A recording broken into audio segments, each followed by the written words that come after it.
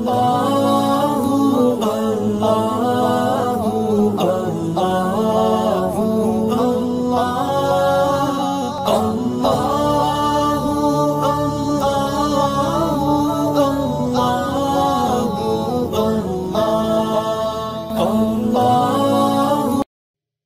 باللہ من الشیطان الرجیم، بسم اللہ الرحمن الرحیم۔ مدنی الہ یوٹیوب میں خوش آمدید۔ السلام علیکم ناظرین، آج ایک اور عمل کے ساتھ آپ کی خدمت میں حاضر ہوں۔ جو بھی آپ کی جائز حاجت ہے تو وہ اپنے ذہن میں رکھنی ہے، اور پانچوں نماز کے بعد اس کلمات کی ایک تسبیح آپ نے ضرور پڑھنی ہے۔ جب بھی آپ نے نماز پڑھنی ہے، بعد میں آپ نے ان دو کلمات کی ایک تسبیح ضرور پڑھنی ہے۔ پھر دونوں ہاتھ اٹھا کر اللہ تعالیٰ سے دعا کرنی ہے۔ انشاءاللہ تعالیٰ آپ کی دعا ضرور قبول ہوگی، آپ کی پریشانی کا خاتمہ ہوگا، آپ کی مراد ضرور پوری ہو جائے گی۔ اللہ پاک تمام بے اولاد افراد کو اولاد کی نعمت سے نوازے۔ ناظرین، پارہ نمبر 18 سورۃ المومنین کی آیت نمبر 26 کا ایک حصہ ہے جو میں آپ کو بتا رہا ہوں۔ یہ کلمات حضرت نوح علیہ السلام نے کب اور کیوں کہے تھے؟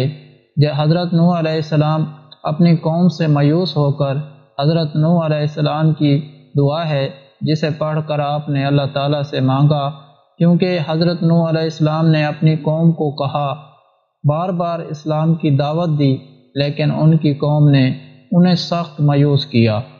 جو کلام حضرت نوح علیہ السلام نے پڑھا، اس کی برکت سے اللہ تعالیٰ نے آپ کی دعا بھی قبول فرمائی۔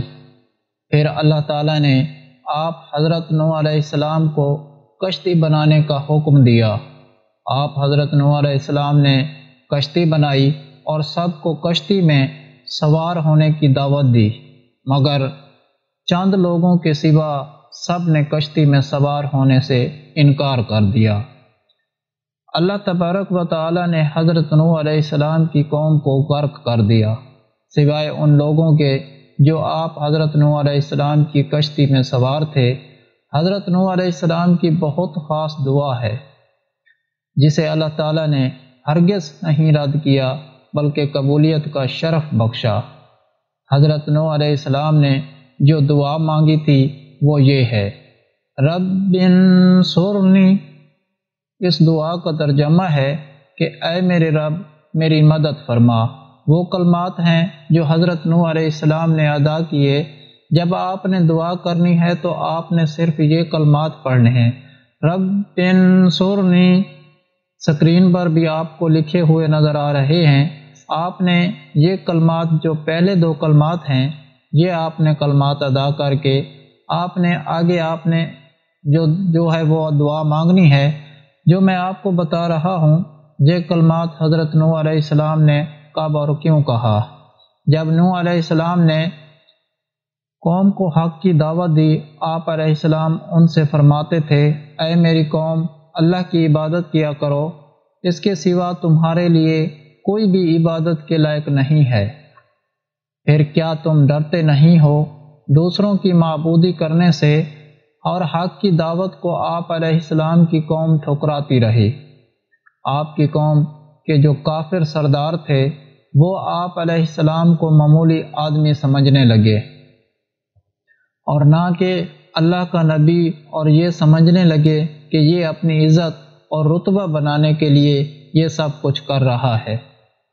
وہ کہتے کہ اگر اللہ کو نبی بھیجنا ہوتا تو فرشتوں کو بھیجتا۔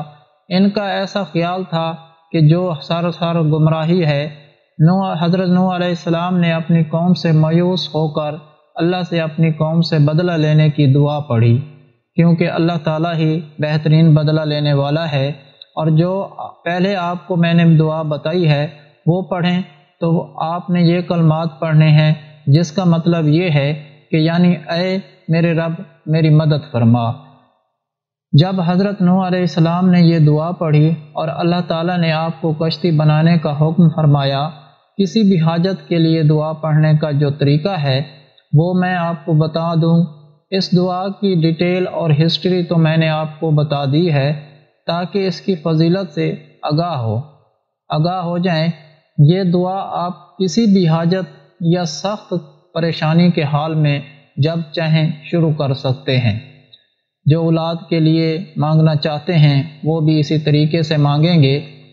وضو کی حالت میں اس کو آپ نے پڑھنا ہے، وضو کے بغیر اس کو آپ نے نہیں پڑھنا۔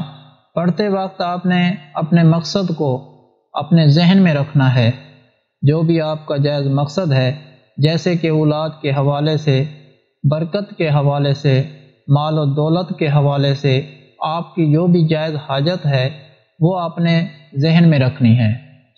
پانچوں نماز کے بعد ان کلمات کی ایک تسبیح آپ نے ضرور کرنی ہے۔ آپ نے یہ کلمات پڑھ کے جب بھی آپ نے نماز پڑھنی ہے اس کے بعد ایک تسبیح کرنی ہے، پھر دونوں ہاتھ اٹھا کر اللہ تعالیٰ سے دعا کرنی ہے۔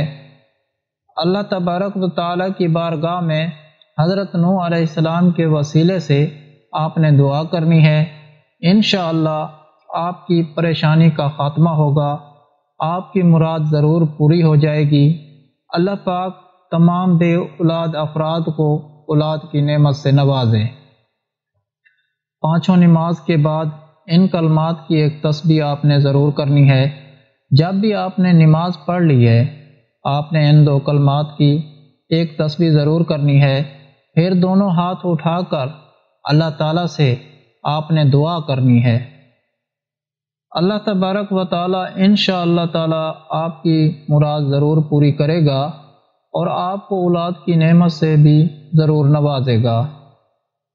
اور میری دعا ہے اللہ پاک سے کہ تمام مسلمان بے اولادوں کو اولاد عطا فرمائے۔ اللہ پاک جن کو بیٹیاں دی ہیں ان کو نیک صالح بیٹے بھی عطا فرمائے، اور جن کو بیٹے دیے ہیں ان کو نیک اور بیٹیاں بھی عطا فرمائے۔ اللہ پاک اپنے پیارے حبیب حضرت محمد صلی اللہ علیہ وآلہ وسلم کے صدقے سے تمام مسلمان بے اولادوں کو نیک اولاد عطا فرمائے۔ اللہ پاک سب کی خالی جھولی اولاد کی نعمت سے بھر دے، آمین۔ اس کے علاوہ ہر جمعرات کو دعا کا انتظام ہوتا ہے۔ آپ بھی اس دعا میں شامل ہونا چاہتے ہیں تو کمنٹ میں اپنا نام لکھ دیں اور آپ کو دعا میں شامل کیا جائے گا۔ اگر آپ لوگوں کو آج کا عمل پسند آیا ہو تو پلیز میرا چینل مدنی علاج سبسکرائب کریں اور ویڈیو کو لائک کریں اور اپنے دوستوں رشتہ داروں کے ساتھ شیئر کریں۔ اجازت چاہتا ہوں، اگلی ویڈیو تک اللہ حافظ۔